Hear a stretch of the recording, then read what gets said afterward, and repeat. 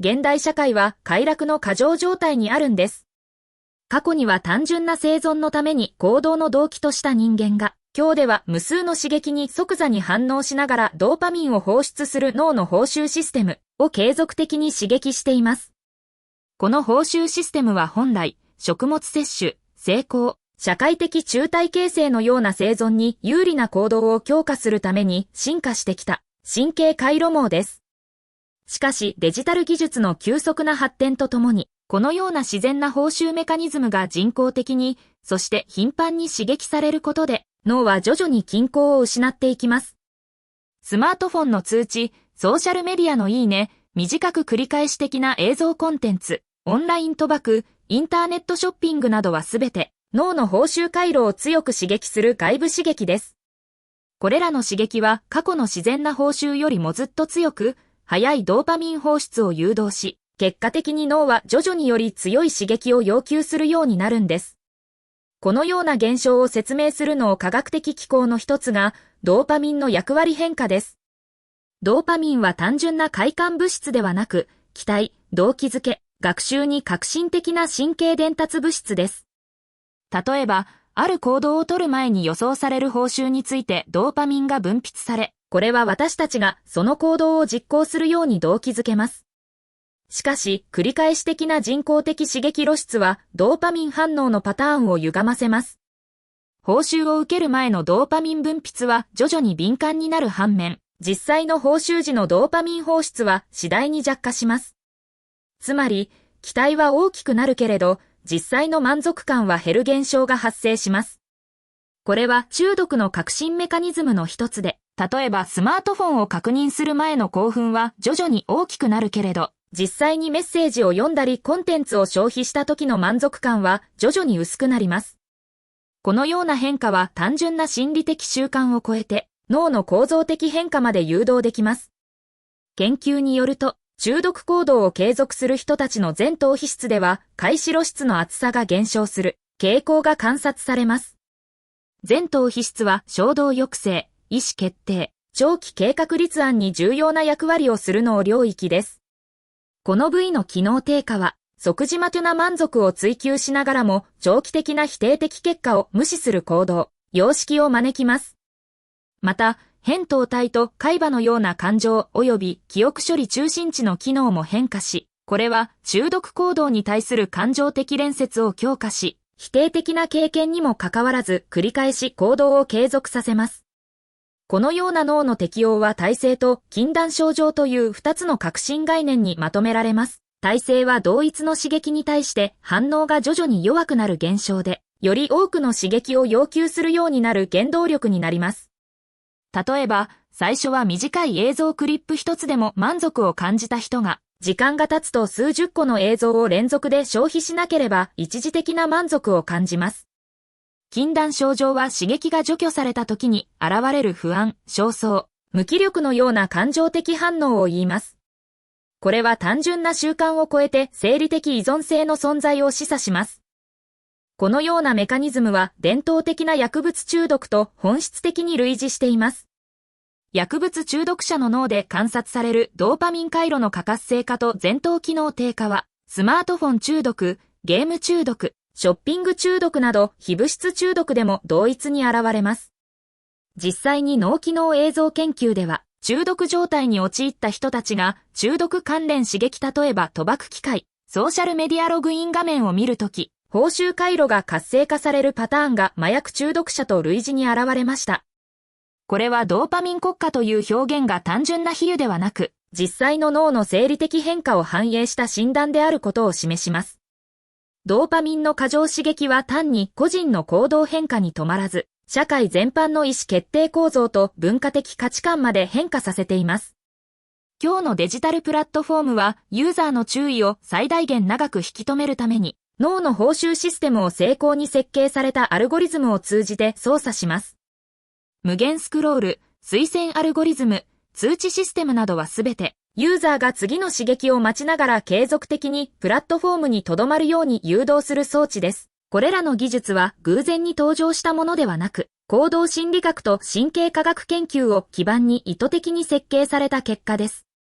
例えば、変化報酬理論はスロットマシンのメカニズムから由来し、ソーシャルメディアフィードのコンテンツ露出方式にそのまま適用されています。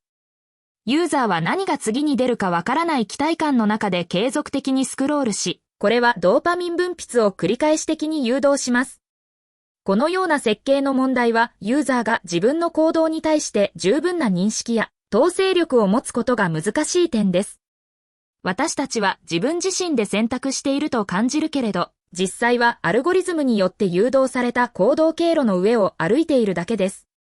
これはデジタル行動工学の一環で、技術企業がユーザーの参与度を極大化するために数年研究してきた分野です。実際に、元テック企業職員たちの中一部は自分たちが作ったシステムが人間の脳を操作するのに使用されていると公開的に謝罪したことがあります。彼らはユーザーが自発的に時間を過ごすのではなく、脳の報酬回路を狙った設計によって獲得された時間と表現しました。このような環境の中で人たちは徐々により短い注意継続時間を持ち、深い思考や集中が必要な活動に困難を経験します。例えば、一つの研究ではデジタルメディアに過度に露出された青少年たちが本を読む授業に集中するのに必要な認知資源が減少したという結果を報告しました。これは単純な怠惰や意思不足ではなく、脳の認知統制ネットワークが繰り返し的な外部刺激によって再構成されたためという解釈が可能です。脳は繰り返し的に分散された注意を要求されながら、集中状態を維持する能力を徐々に失っていきます。また、ドーパミン中心の刺激環境は人間の目標設定方式にも影響を及ぼします。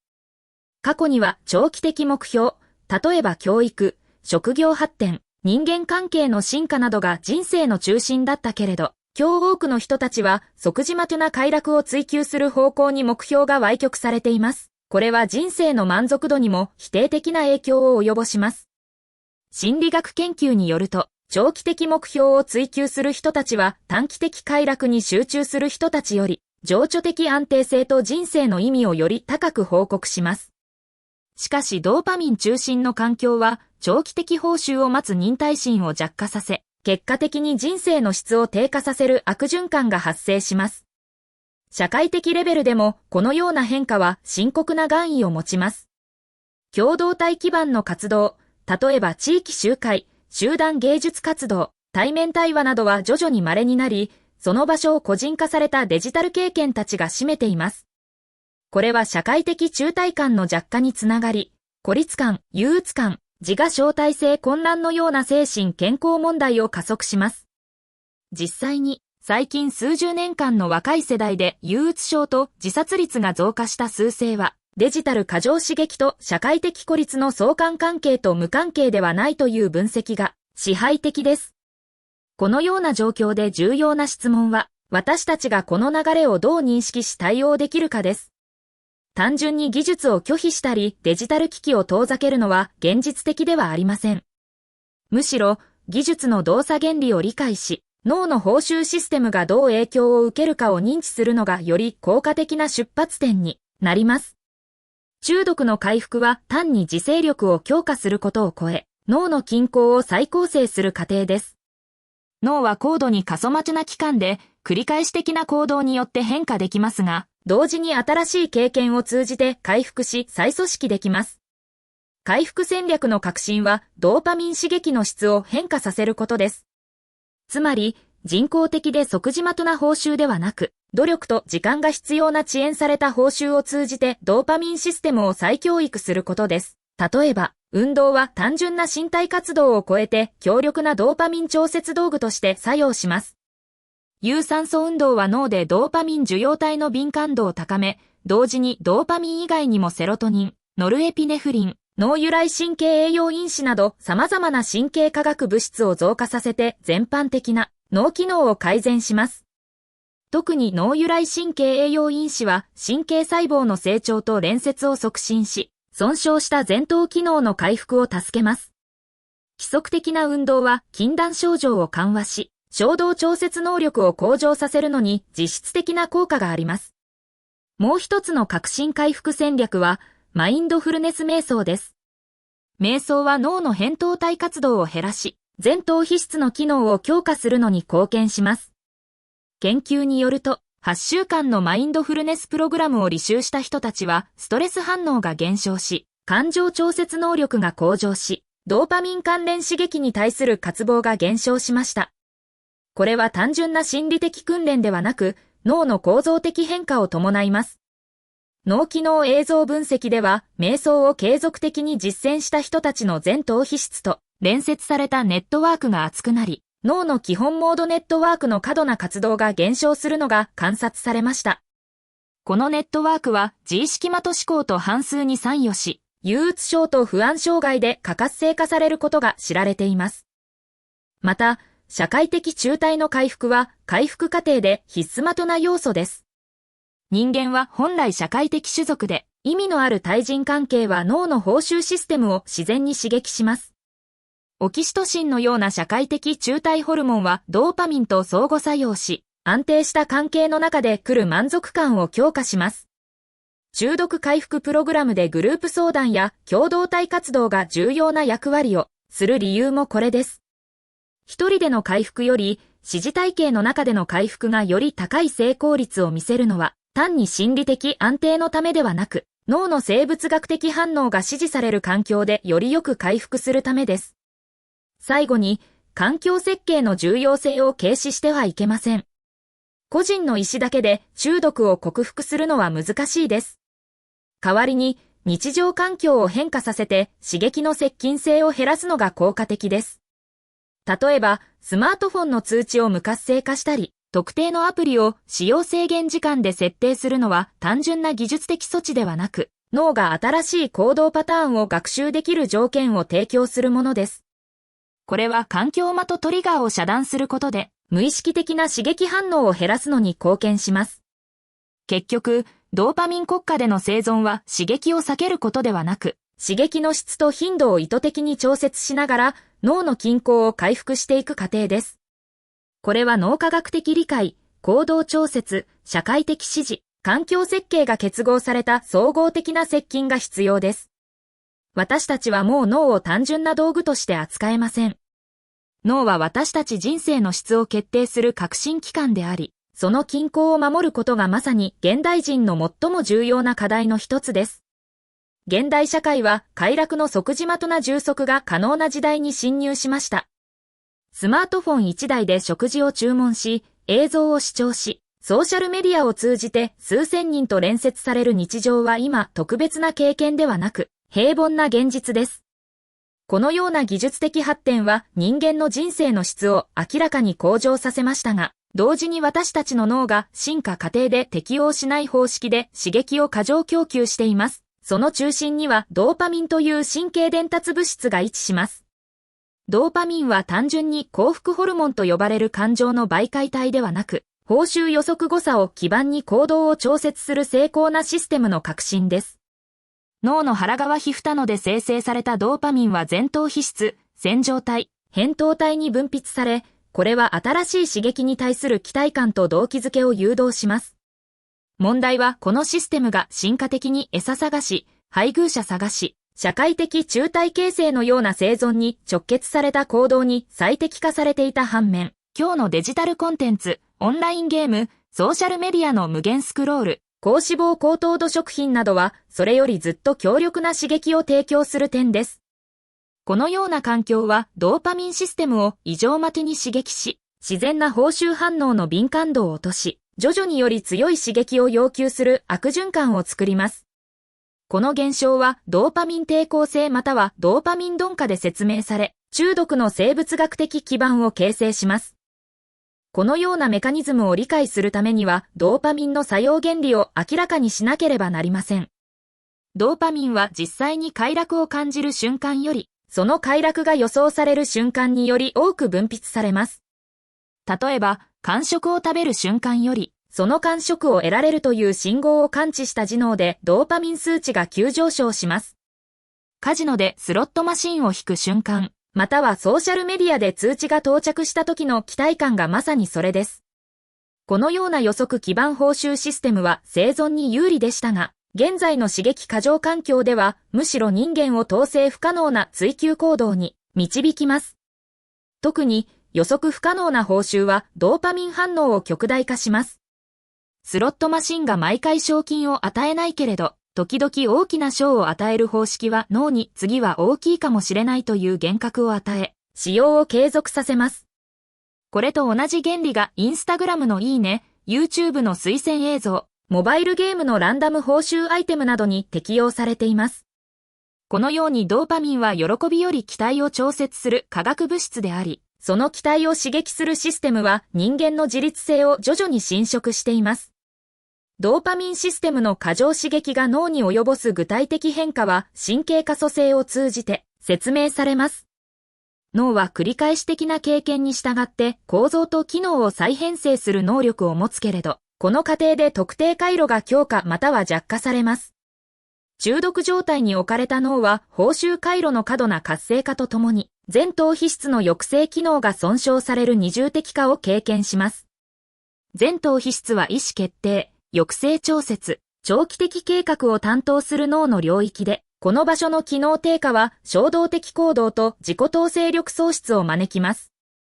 例えば、麻薬中毒者の脳映像研究では、線状体のドーパミン受容体 D2 が顕著に減少した反面、薬物関連単語刺激に対する脳反応はむしろ過度に増加する現象が観察されます。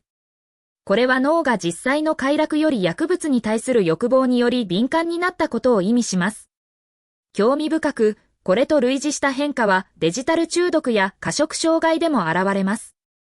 スマートフォン使用を中断しようとする試みが極度の不安と焦燥を誘発する理由は、脳がその刺激なしでは報酬状態を維持できないと認識するためです。特に注目する点は、中毒は必ず薬物に限定されないという事実です。行動中毒の概念は賭博、ゲーム、インターネット使用、ショッピング、セックスなど非物質的活動にも同一の神経生理学的機構が作用することを示します。例えば、オンラインゲーム没入者の脳では薬物中毒者と類似した水準のドーパミン数値、増加が観測され、禁断症状による不安、不眠、集中力低下なども同一に現れます。このような現象はドーパミン回路の再プログラミングで説明できます。繰り返し的な高強度刺激は脳が自然な報酬例えば対話、運動、創造的活動に反応する能力を低下させ、人工的で即時的な報酬にのみ反応するように回路を再編成します。この過程で脳は徐々により弱い刺激的な活動を回避し、日常の単純な喜びたちに無感覚になる快楽の貧困状態に至ります。これは単純な習慣の問題を超えて、脳の生理的構造と機能の変化を伴う病気状態として理解されなければなりません。ドーパミンの役割を拡張してみると、人間の動機づけシステム全体がこの神経伝達物質によって支配されていることがわかります。ドーパミンは単純な快楽の媒介体ではなく、行動を始め維持させる駆動力を提供します。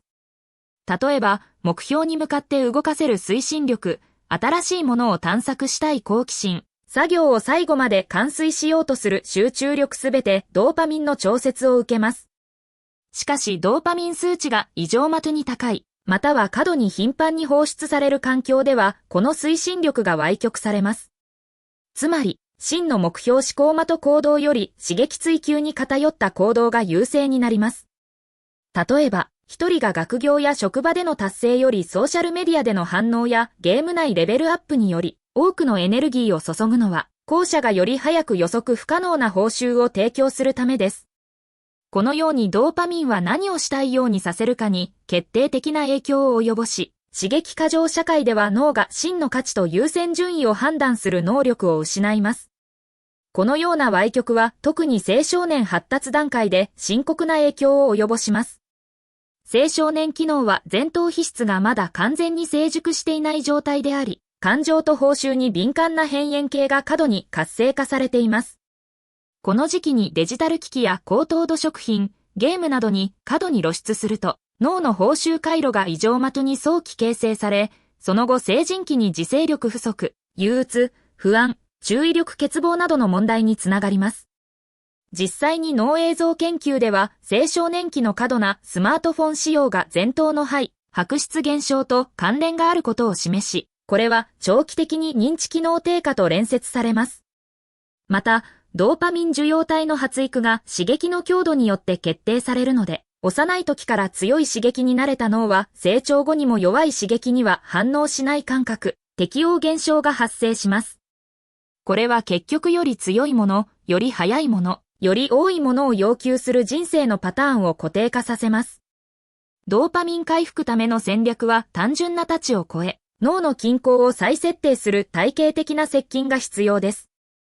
最も先に考慮しなければならないのはドーパミンリセットの概念です。これは特定期間すべての人工的報酬刺激を遮断し、脳が自然な報酬にまた敏感になるように助ける方法です。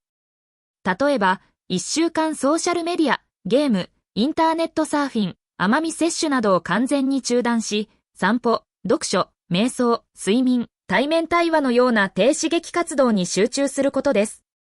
この過程で初期には不安、焦燥、無気力のような禁断症状が現れるけれど、これは脳が既存の依存状態から脱して新しい均衡を探す自然な過程です。研究によると、3週間くらいの刺激遮断だけでドーパミン受容体の敏感度が回復し始め、前頭の機能も徐々に改善されます。重要な点はこのリセットが完全な禁欲より意図的な選択に基づくべきということです。無理な禁止はむしろ反動を誘発できるので、全身的で継続可能な方式が必要です。また、ドーパミンの健康的分泌を誘導する活動を意図的に設計することも重要です。例えば、目標を立てその過程を体系的に遂行する経験は報酬システムを健康に刺激します。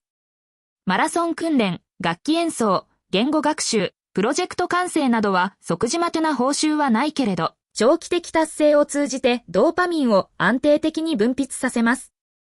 これは遅延報酬を経験させ、前頭皮質の機能を強化するのに貢献します。また、身体活動は脳由来神経栄養因子を増加させ、神経細胞の成長と連接を促進し、これはドーパミンシステムの回復を助けます。十分な睡眠も革新要素で、睡眠不足はドーパミン受容体の敏感度を下げ、衝動調節能力を低下させることが知られています。朝日露出は時計遺伝子を調節し生体リズムを安定化させ、ドーパミンとセロトニンの均衡を取るのに助けます。このような生活基盤の戦略は単純な禁断を超え、脳の回復と再構成という長期的観点から接近します。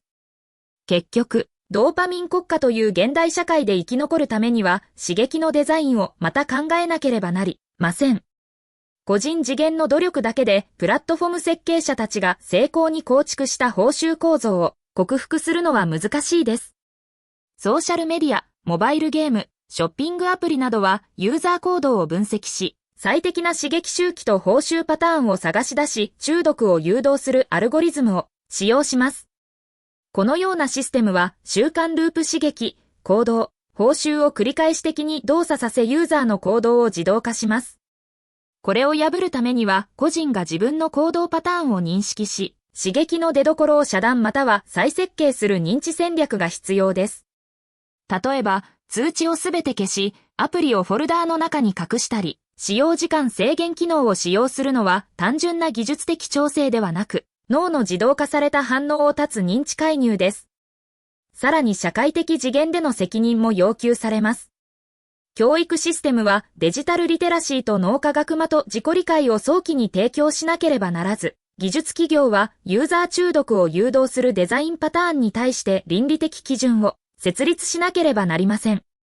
一部国家ではデジタルウェルビング政策を導入し、子ども対象広告規制、アプリ内課上支払い制限、使用時間レポート提供などを施行しています。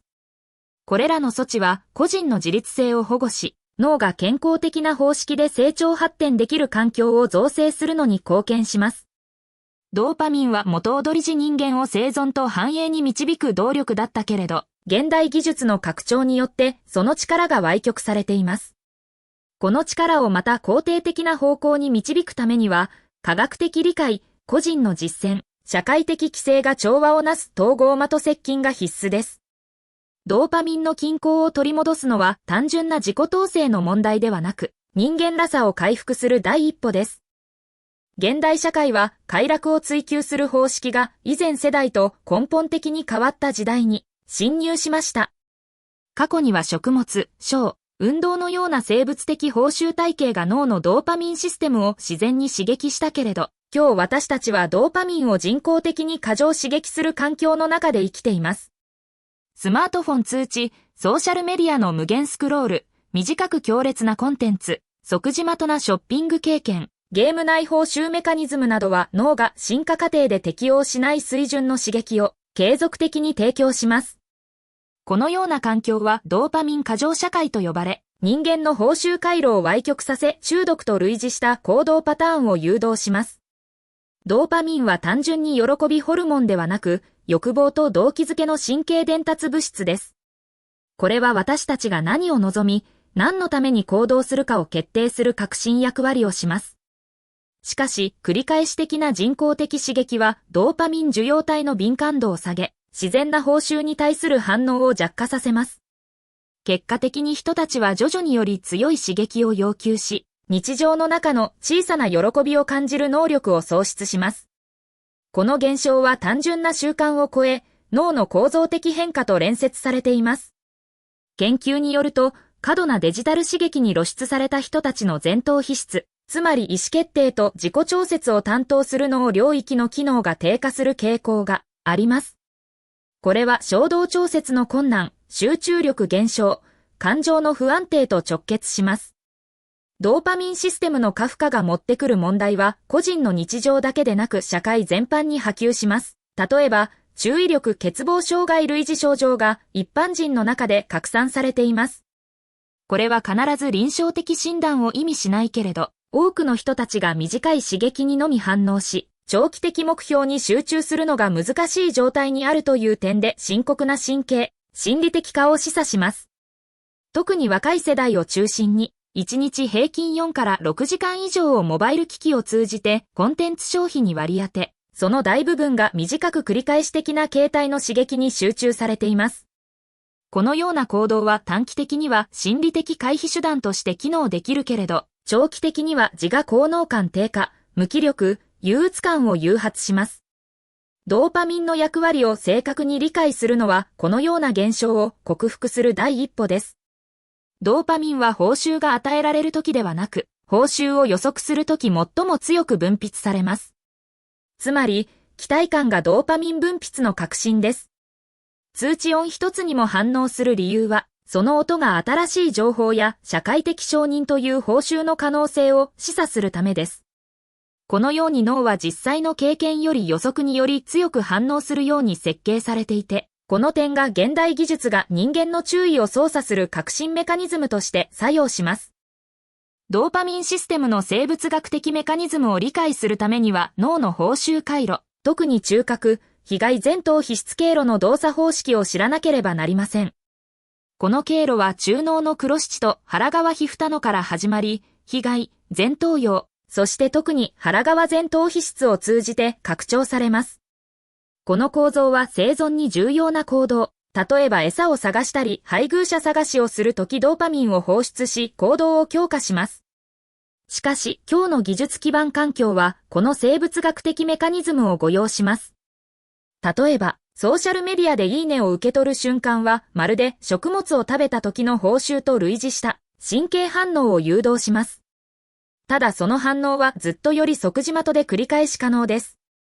一つの研究によると、いいねを受け取るときドーパミン分泌量は平均30から 40% 増加し、これはチョコレートを摂取したときと類似した水準です。しかし違いはその刺激がほとんど無限に繰り返し可能な点です。自然状態で報酬は稀で、得るため努力が必要だったけれど、現代技術は報酬を即時的で予測可能にします。これはドーパミンシステムの予測誤差概念を攪乱します。報酬が予想より大きいときドーパミンはより多く分泌されるけれど、繰り返し的な刺激に露出すると脳は報酬を正常と認識し、もうドーパミンを過剰放出しません。結果的に人はより強い刺激を探し、これは体制形成と類似した過程を経ます。このようなメカニズムは中毒と非常に類似した脳変化を招きます。アルコール、麻薬、賭博中毒患者で観察される前頭機能低下、扁桃体の過敏性、報酬回路の鈍化はデジタル化容者でも類似に現れます。特に注目する点は、物質中毒と行動中毒の神経機構がほとんど同一であるという事実です。ドーパミン受容体 D2 の密度が減少し、報酬に対する反応性が低くなり、衝動調節能力が低下されるパターンは共通です。これは単純な自己統制不足ではなく、脳の生理的化という点で重要な示唆を提供します。実際に脳映像研究を通じて、スマートフォン中毒疑いグループの脳では、肺白質の容積が減少した状態が観察され、特に前前頭葉と海馬でその変化が顕著です。前前頭葉は計画立案、危険評価、感情調節と関連した領域で、この部位の萎縮は長期的意思決定能力低下と連接されます。海馬は記憶形成と空間認識の中心で、この場所の変化は注意力向上と学習能力にも否定的な影響を及ぼします。このような構造的化は短期間の過用でも数週内に現れ、青少年期のような脳発達の敏感な時期に特に深刻な後遺症を残すことができます。ドーパミン過剰社会で回復のために最も重要なのは刺激の秩序化です。つまり、脳が刺激をどう解釈し反応するかを再設計することです。この過程で革新は自然な報酬と遅延報酬の再導入です。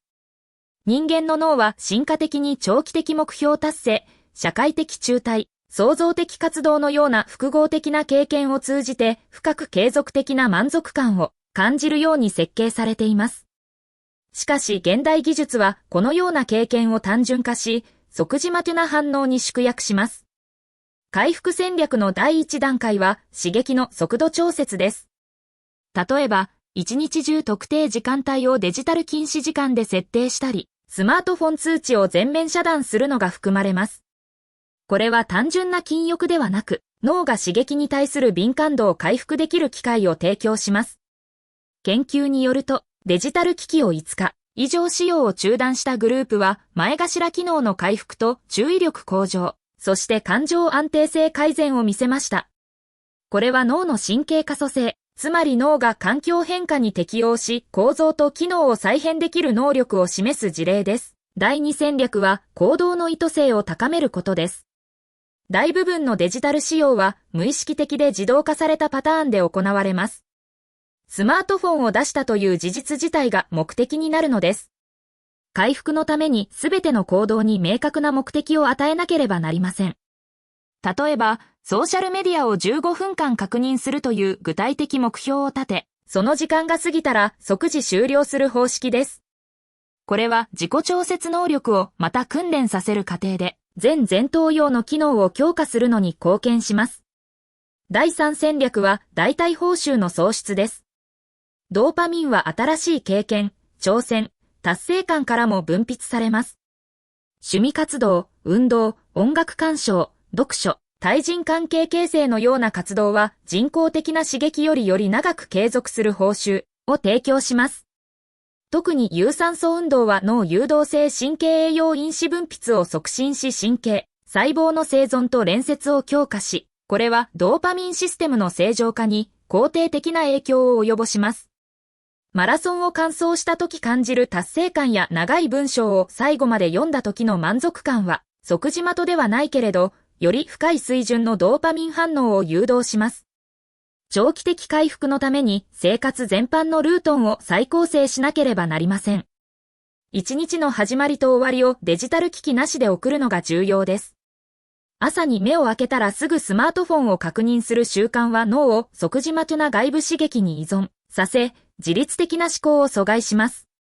代わりに、瞑想、呼吸セルフチェック、簡単なストレッチ、日記書きのような活動は脳を内部世界に戻すのに助けます。このような習慣は感情的安定と自己認識を高め、衝動的な行動を抑制するのに貢献します。睡眠も極めて重要です。睡眠不足はドーパミン受容体の感受性を下げ、報酬に対する貪欲を増加させます。夜遅くまで画面を見るのはブルーライトによってメラトニン分泌を抑制し、睡眠の質を落とします。これはドーパミンシステムの不均衡を悪化させる悪循環を形成します。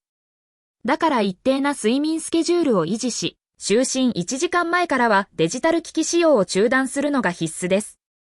また社会的脈絡での変化も必要です。個人の努力だけでドーパミン過剰環境を克服するのは難しいです。教育機関、職場、家庭で健康的デジタル使用文化を造成しなければなりません。例えば、学校ではデジタルデトックス時間を運営し、デジタル機器なしで対話したり、自然を体験する活動を奨励できます。職場では集中力を高めるために没入時間を設定し、この時間中はメッセンジャーと電子メール通知を遮断する制度を導入できます。家庭では父母が子女の前でスマートフォンを過度に使用しない模範を示すのが重要です。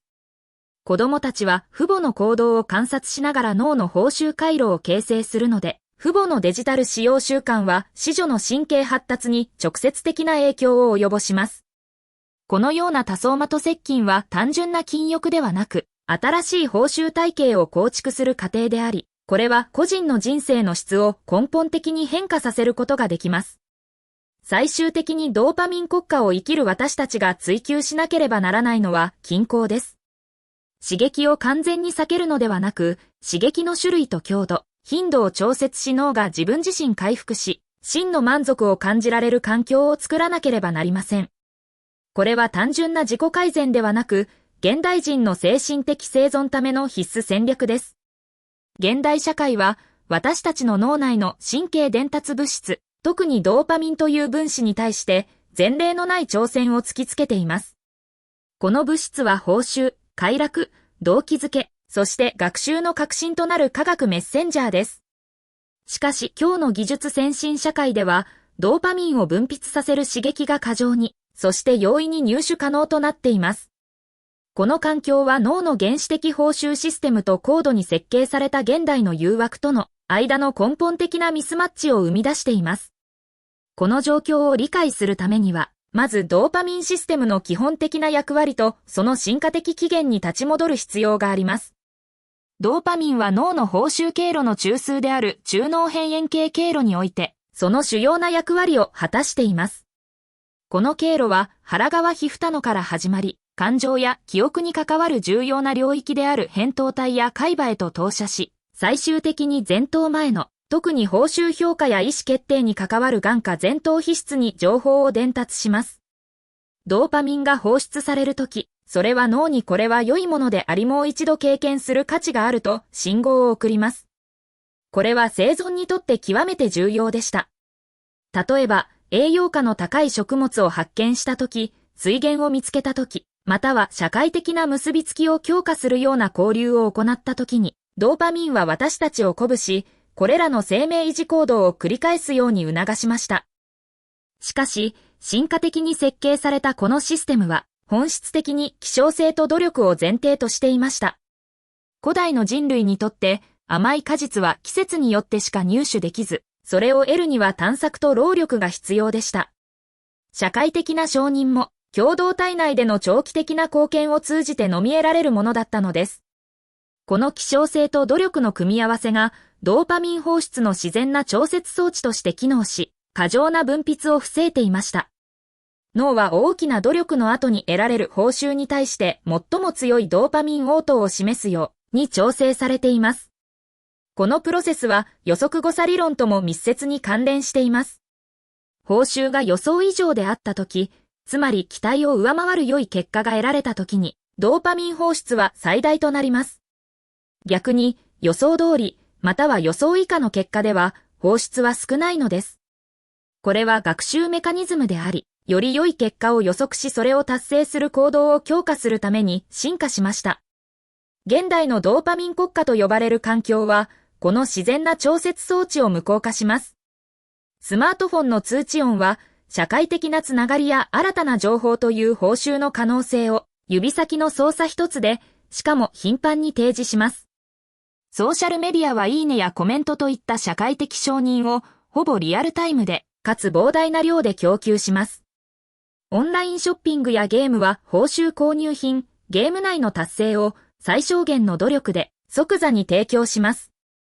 これらの刺激は、進化的に準備された希少性と努力のフィルターを完全に迂回し、脳に直接、高頻度でドーパミンを放出させる信号を送り続けるのです。結果として、脳のドーパミンシステムは、恒常的な高い水位にさらされます。これは、神経細胞の受容体レベルや信号伝達効率に物理的な変化をもたらします。頻繁かつ強力な刺激に繰り返し暴露されることで、脳は適応しようとするのです。一つは、ドーパミン受容体、特に D2 受容体の感受性低下や数減少です。これは、同じ刺激に対して以前と同じ喜びや興奮を感じにくくなる状態、すなわち耐性の形成です。もう一つは、ドーパミンを分泌する神経細胞自体の機能変化です。過剰な要求により、これらの細胞は規定状態でのドーパミン分泌量を減少させたり、放出の準備状態が変化します。この2つのプロセスが組み合わさることで、個人は以前と同じ刺激から以前と同じ満足を得られなくなるのです。これが、より強い刺激、より頻繁な刺激を求める欲求の増大へとつながります。この神経適応は、物質依存だけでなく、行動依存ゲーム、ソーシャルメディア、オンラインショッピングなどの革新的な生物学的基盤です。この状態は、脳の他の重要な機能領域にも影響を及ぼします。特に、前頭前野の機能が侵されるのです。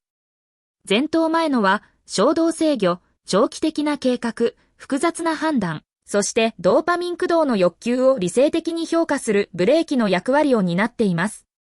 しかし、過剰なドーパミン活動とそれに伴う神経変化は、前頭前野と報酬経路の間のバランスを崩します。報酬経路の信号が過度に強力になり、前頭前野による抑制が困難となります。これが理性ではやめるべきと分かっているにもかかわらず、行為を繰り返すという依存症の典型的矛盾を生む神経学的背景です。脳は、本来生存のために設計された報酬システムの暴走に直面し、その暴走を制御する理性の領域が機能不全に陥っている状態となります。ドーパミン過剰環境における脳の適応は、単なる楽しみすぎの問題ではありません。それは、日常生活の基本的な動機づけと満足感の基盤を蝕む、深刻な神経魔と再編成をもたらします。このプロセスは、依存症形成の3段階モデル、楽しみから習慣へ、そして依存へを神経科学のレベルで詳細に説明します。第1段階の楽しみは、新しい高ドーパミン刺激との最初の接触です。例えば、あるソーシャルメディアアプリを初めて使い、即座に反応を得たとき、またはあるオンラインゲームで最初の大きな報酬を得たときです。この時、脳は強い予測誤差予想以上の報酬を経験し、大量のドーパミンが放出されます。この体験は強烈で、記憶に深く刻まれます。この段階では、行為自体はまだ選択の範疇にあるのです。前頭前野の機能は保たれており、使用を制限する判断が可能です。しかし、この刺激へのアクセスが容易で頻繁であるため、第2段階習慣への移行は急速に起こります。脳は、この高ドーパミン体験を再び得るための行動パターンを学習し、強化します。毎日の特定の時間退屈時、ストレス後などにアプリを開く行為、ゲームの特定のレベルに挑戦する行為が、ドーパミン放出を期待する習慣として神経回路に固化します。ここで重要なのは、ドーパミンは報酬を得た時だけでなく、報酬を得る可能性が高いと予測した時にも放出されることです。つまり、スマートフォンを手に取る行為そのもの、ゲームを起動する行為そのものが、少量のドーパミン放出を引き起こし、その行為をさらに促します。この段階では、耐性の初期兆候が現れるのです。同じいいねの数、同じゲーム内報酬が、以前ほど強い喜びをもたらさなくなるのです。すると、脳はより多くのいいねや、より難しいゲームの報酬を無意識に求めるようになります。行為の頻度や強度が増加します。第3段階の依存は、神経システムの著しい変化が特徴です。ここでは、ドーパミン受容体の感受性低下と規定状態のドーパミンレベル低下が顕著となり、個人は通常状態で低ドーパミン状態、つまり不快感、退屈感、空虚感を感じるようになります。唯一、その特定の高ドーパミン刺激ソーシャルメディアの使用、ゲームなどに暴露された時のみ、一時的に正常なドーパミンレベルに戻るまたは超過します。これは生物学的なホメオスタシス、すなわち恒常性の破綻です。脳の報酬システムが外部からの過剰刺激なしでは正常な機能状態を維持できなくなるのです。この状態では行為は楽しみではなく、低ドーパミン状態からの不快感を回避する必要性によって駆動されます。これは負の強化と呼ばれるメカニズムです。行為をすることで嫌な状態低ドーパミンによる不快感が取り除かれるため、行為が強化されます。同時に、前頭前野の機能低下により、衝動制御と長期的判断がさらに困難となります。行為は強迫的となり、日常生活睡眠、食事、仕事、人間関係に重大な支障をきたすレベルに達します。この依存状態は、物質依存と行動依存で神経基盤が類似していることが研究で示されています。例えば、薬物依存者の脳画像研究では、報酬経路のドーパミン D2 受容体の減少と前頭前の活動の低下が観察されます。同様のパターンが問題のあるインターネット使用やゲームプレイヤーの脳研究でも報告されています。違いは刺激の種類化学物質と行動と情報ですが、脳の最終的な適応プロセスと機能障害は共通の経路を共有します。ドーパミン国家の環境は、この3段階のプロセスを加速し、かつ低い域値で開始させます。依存症となる前に、多くの人が習慣の段階に深く入り込んでいるのです。これは機能性依存とも呼ばれる状態で、日常生活は維持されているけれど、精神的なエネルギーと時間の大部分が、これらの高ドーパミン習慣に吸収され、他の活動読書、自然との接触、深い対人関係、創造的行動から得られる自然な、そして多様な報酬体験が減少します。結果として、人生の満足度と幅が知らずに狭まっていきます。この神経的挑戦に対処し、脳の均衡を取り戻すための戦略は、単なるデジタルデトックスや使用制限を超える、より深い神経科学的理解に基づく必要があります。回復の目標は、過剰刺激によって歪んだドーパミンシステムを再調整し、脳が努力、希少性、予測誤差という自然な報酬メカニズムに再び敏感に反応できる状態に戻すことです。これは脳の可塑性、すなわち変化能力を積極的に利用するプロセスです。第1の柱は低ドーパミン状態の体制構築です。依存状態では低ドーパミン状態スマートフォンを置いているとき、ゲームをしていないときは不快であり、それを回避するために刺激行為に駆り立てられます。回復にはこの不快な状態に意識的に身を置き、それを新しい正常として脳に再学習させる必要があります。これは、最初は強い不快感や退屈感を伴うかもしれません。しかし、神経システムは適応するのです。定期的に、意識的に高ドーパミン刺激から距離を置く時間、例えば、最初は30分、そして1時間、2時間と延長するを設けるのです。この時間帯では、何もせずに座っているだけでも構わないのです。目的は脳が外部刺激なしで規定状態を維持する能力を再び鍛えることです。このプロセスはドーパミン受容体の感受性が徐々に回復するのを助ける可能性があります。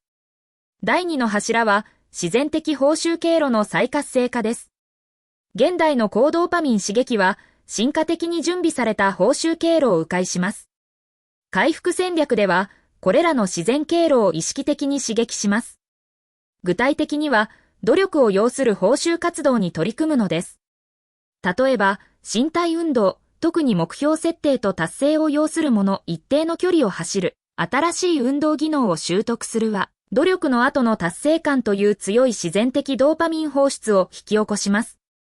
学習行動、新しい言語の習得、複雑な技能の習得も同様です。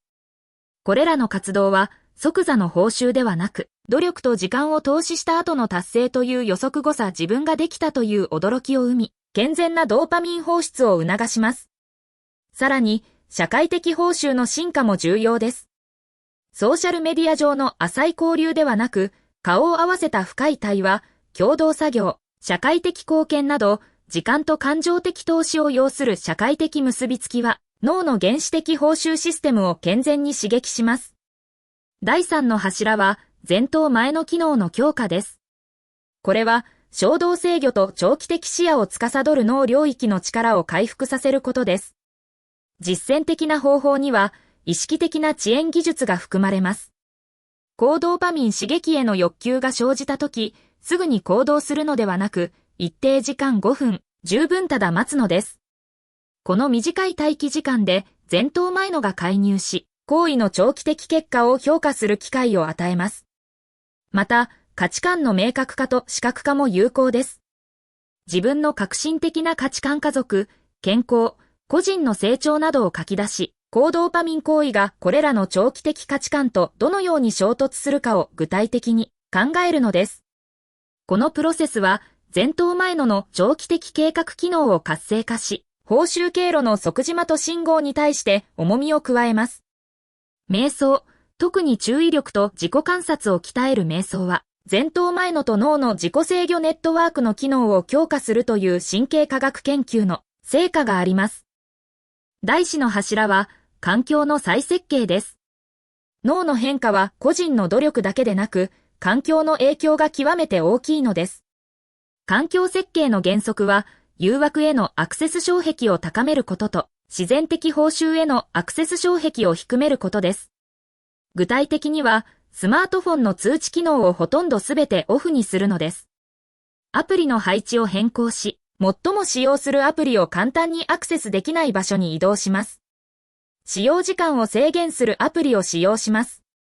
一方で、自然的報酬活動へのリマインダーを環境に設置します。例えば、本や運動用具を目立つ場所に置くのです。自然の中での活動を習慣スケジュールに組み込むのです。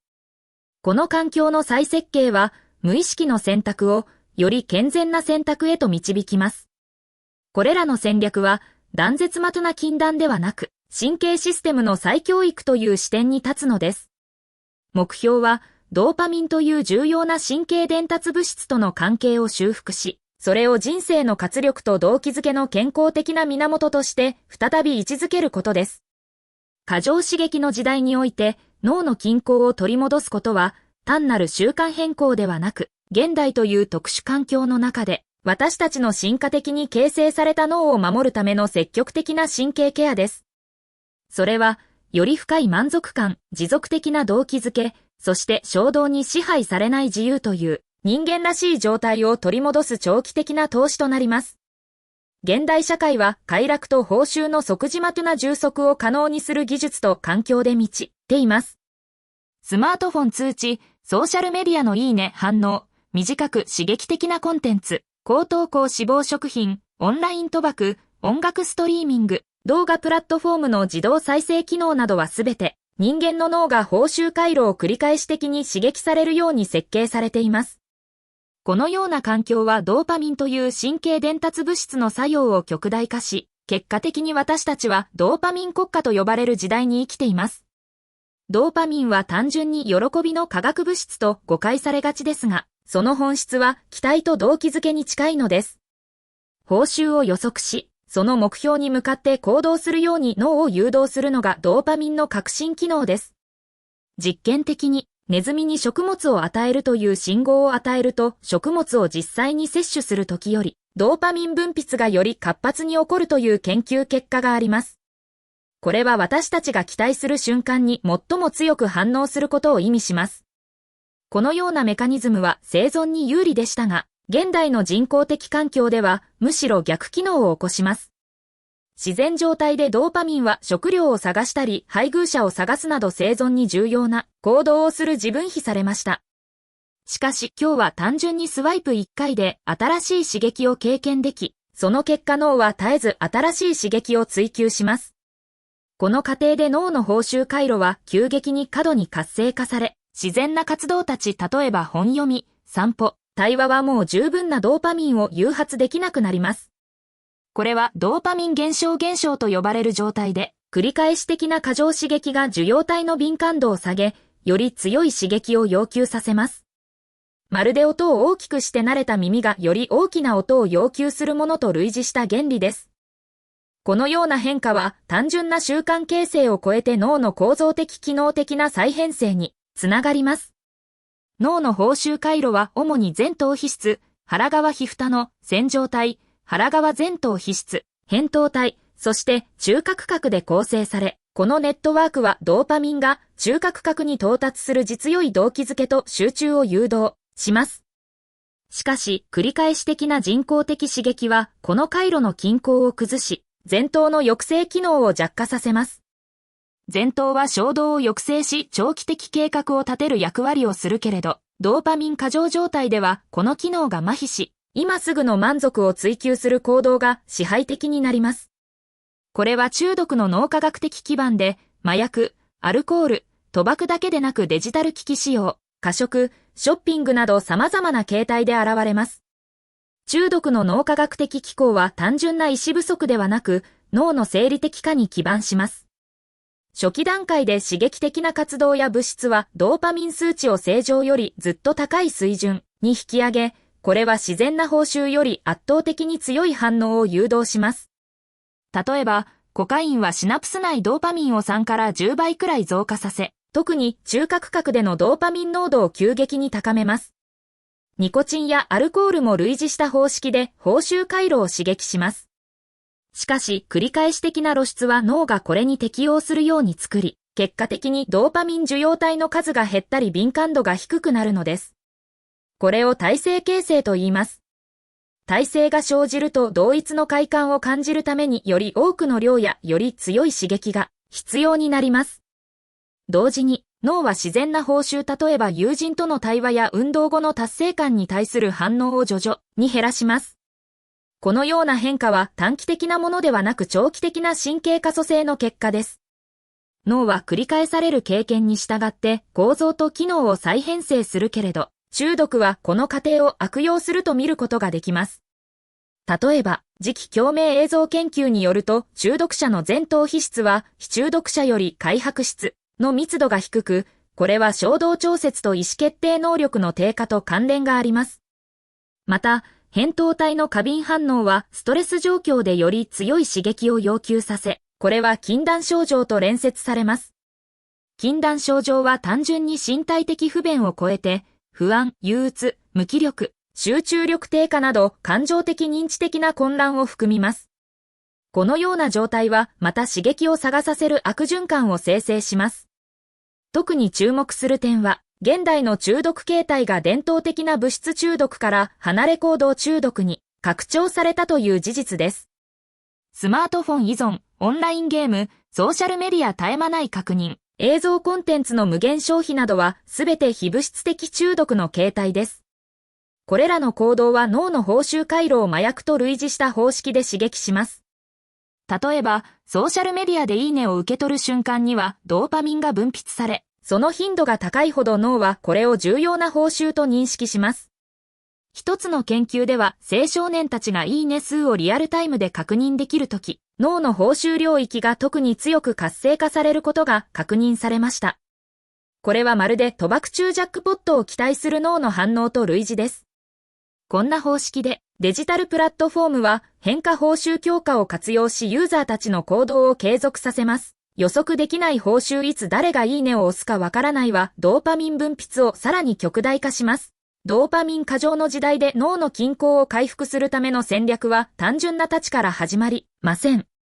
むしろ体系的な回復過程が必要で、これは脳の生物学的回復と感情的行動的な再調整が並行されなければなりません。最も先に考慮しなければならないのはドーパミンリセット概念です。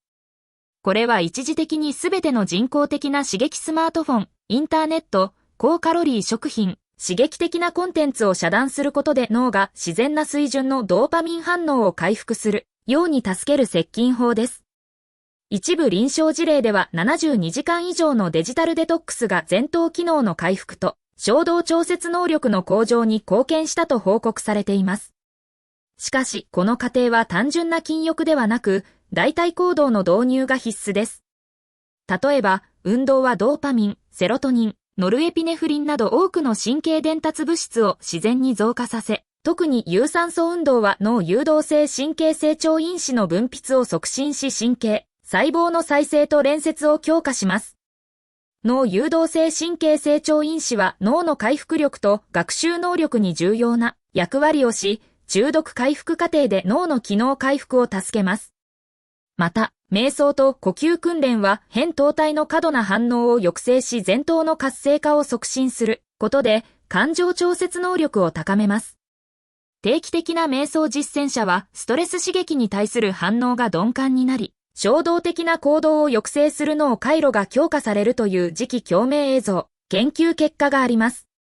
また、社会的連接はドーパミン均衡回復に重要な要素です。人間は本来社会的中退を通じて報酬を経験するように進化してきました。近い人との対話、身体的接触、共同体活動は自然にドーパミンとオキシトシンを分泌させ、これは安定感と所属感を提供します。反面、孤立した状態はドーパミン回路の不均衡を加速し、刺激を追求する行動を強化します。だから回復戦策には孤立を減らし意味のある人間関係を回復するのが含まれなければなりません。心理治療、特に認知行動治療は非効率的思考パターンを認識し修正し、衝動的な行動を抑制するのに効果的です。長期的均衡回復のために日常の中での意図的設計が必要です。環境は私たちの行動に大きな影響を及ぼし、脳は自動的に最も容易な選択を従うように設計されています。だからスマートフォンをベッドのそばに置くこと、高カロリー食品を容易に接近できる場所に置くこと、無意識的に映像コンテンツを自動再生させる設定などはすべて脳の自動化された行動を強化します。これに反し、環境を調整することで刺激に対する露出を減らし、意図的な選択を誘導できます。例えば、スマートフォンを他の部屋に置く、特定時間以外には使用できないように設定するのは前頭の負担を減らし、衝動を抑制するのに実質的な助けになります。また、目標思考的活動の導入は脳が長期的報酬を経験するように助けます。